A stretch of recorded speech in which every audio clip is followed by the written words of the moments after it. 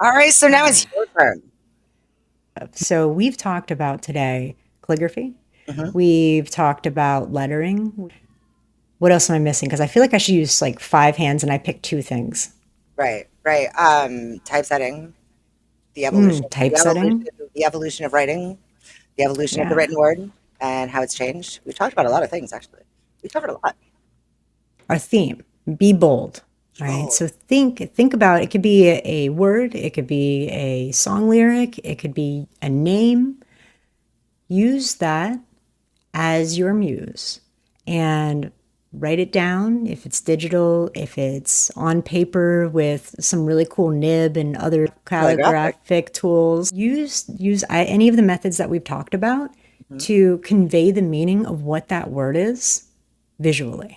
When you think about letters as an art form versus just the words, like just what the actual word means, how can you amplify the message of what you're trying to say by the choice of the font, by how you treat the letters, all of that?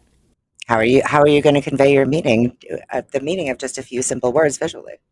How are you going to do that? Exactly. So find a quote you love, find a song lyric you love, find, or maybe you want to write like a love letter to someone. It is Valentine's Day after all.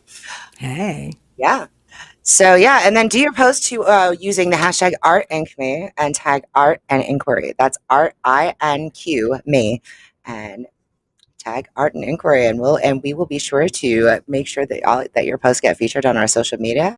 Well, with that, I'm Mellow. And I'm Kat, and this was art and inquiry.